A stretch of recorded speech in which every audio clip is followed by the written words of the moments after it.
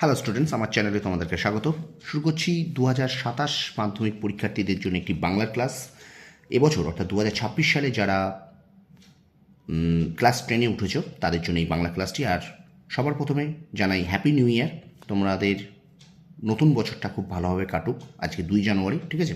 তো গতকাল আমি কোনো ভিডিও দিইনি, ফার্স্ট জানুয়ারি উপলক্ষে একটু ব্যস্ত ছিলাম। তো চলো শুরু করি ক্লাসটি। 2026 সালে যারা নতুন ক্লাস 10-এ উঠেছো, অর্থাৎ যারা তোমরা 2027 সালে মাধ্যমিক পরীক্ষা দেবে, তাদের জন্য একটি বাংলার ক্লাস। আজকে অতি সংক্ষিপ্ত প্রশ্নোত্তর পর্ব জ্ঞানচক্ষু গল্প থেকে, এবং এর 3 নম্বর অর্থাৎ শেষ পর্ব।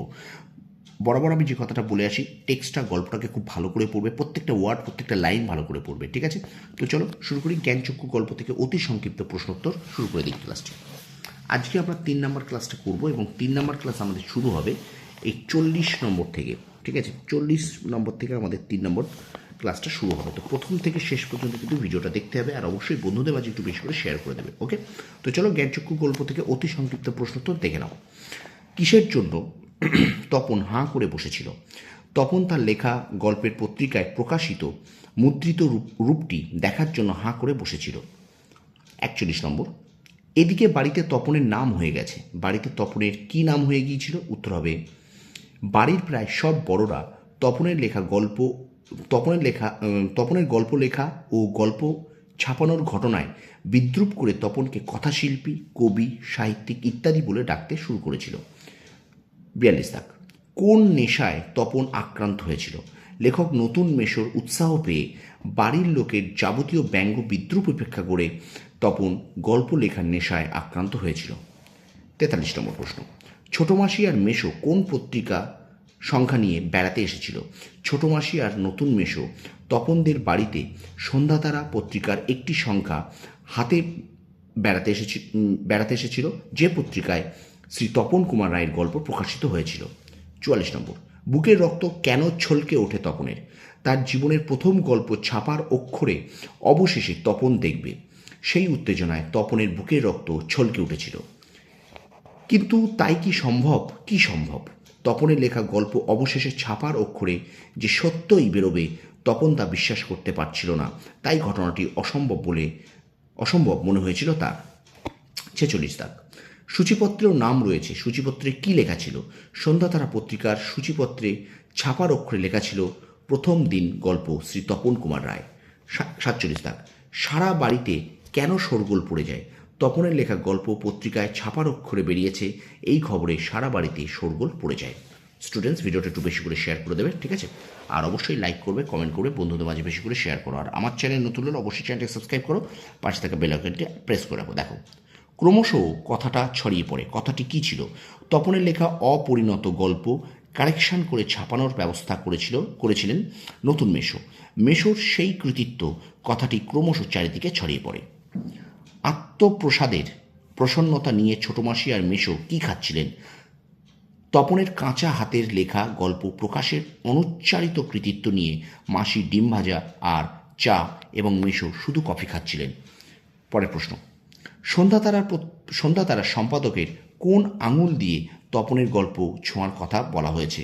সন্ধ্যাতারার সম্পাদকের তপনের গল্প কোড়ে আঙুল দিয়ে ছোঁয়ার কথা বলা হয়েছে।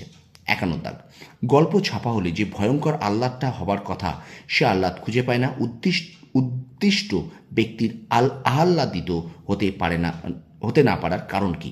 তপনের ছোট মেশো সন্ধ্যাতারা পত্রিকায় তার লেখা গল্প ছাপিয়ে নিয়ে এলে বাড়ির সবাই তপনের গল্পের প্রশংসা না করে ছোট মেশোকেই কৃতিত্ব দিতে থাকে।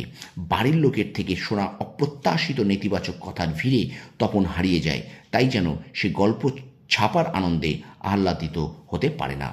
পরের প্রশ্ন, বাবা তোর পেটে পেটে এত কোন প্রকার বাক্য? জ্ঞানচক্ষু গল্পের উদ্ধৃত বাক্যটি বিস্ময়সূচক বাক্য, বিস্ময়বোধক বাক্য। পরের প্রশ্ন, তপনের লেখা গল্পটির কতখানি কারেকশন করেন নতুন মেশো? গল্পের নাম প্রথম দিন এবং তার লেখক শ্রী তপন কুমার রায় ছাড়া প্রায় পুরোটাই সংশোধন করে বদলে দিয়েছিলেন মেশো। পরের প্রশ্ন, কী বিষয় নিয়ে তপনের বাড়িতে ধন্যি পড়ে? নানা সমালোচনা এবং ঠাট্টা ব্যঙ্গ সত্ত্বেও তপনের ছাপানো গল্প নিয়ে বাড়িতে ধন্যি রব ওঠে। পরের প্রশ্ন, ছাদে উঠে গিয়ে তপন কি করে? সন্ধ্যাতারা পত্রিকায় ছাপানো গল্পে নিজের লেখা খুঁজে না পেয়ে তপন লজ্জায় অপমানে দুঃখে ছাদি গিয়ে জামার তলা দিয়ে চোখের জল মোছে। পরের প্রশ্ন, আজ যেন তার জীবনের সবচেয়ে দুঃখের দিন। বক্তার কোন দিনটির সবচেয়ে দুঃখের? জ্ঞানচক্ষু গল্প থেকে গৃহীত উদ্ধৃতাংশের বক্তা তপনের মনে হয়েছিল যেদিন তার ছোট মাসি সন্ধ্যাতারা পত্রিকায় প্রকাশিত তপনের লেখা গল্প নিয়ে তাদের বাড়িতে এসেছিল, সেই দিনটিই ছিল তপনের জীবনের সবচেয়ে দুঃখের দিন। এবং আজকের তৃতীয় পর্বের অর্থাৎ শেষ প্রশ্ন এবং শেষ পর্বেরই শেষ প্রশ্ন, শুধু এই দুঃখের মুহূর্তে গভীরভাবে সংকল্প করে তপন। সংকল্পটি কি? সমালোচনায় ও দুঃখে তপন সংকল্প করেছিল যদি কখনো গল্প ছাপতে দেয় তো সে নিজে গিয়ে দিয়ে আসবে, তাতে সে গল্প ছাপা হোক আর না হোক। তো এই ছিল 2027 সালের, বারবার বলছি এটা কিন্তু 2027 সালের মাধ্যমিক পরীক্ষার্থীদের জন্য বাংলার ক্লাস, অর্থাৎ যারা নতুন ক্লাস 10-এ উঠেছে তাদের জন্য জ্ঞানচক্ষু গল্প থেকে অতি সংক্ষিপ্ত প্রশ্নোত্তরের শেষ পর্ব শেষ করলাম আজকে। ভিডিওটা অবশ্যই লাইক করবে, কমেন্ট করবে, শেয়ার করবে। আর অবশ্যই যারা নতুন দেখছো, নতুন যারা ক্লাস 10-এ উঠেছো, যারা প্রথম আমার ভিডিওটা দেখছো, অবশ্যই চ্যানেলটা সাবস্ক্রাইব করে রাখো, কারণ আমি কিন্তু ক্লাস 10-এর ইতিহাস, ভূগোল এবং বাংলার ক্লাস কন্টিনিউ আপলোড করব। ঠিক আছে? তো তোমরা সফল হও, তোমাদের সাফল্য কামনা করি। ধন্যবাদ।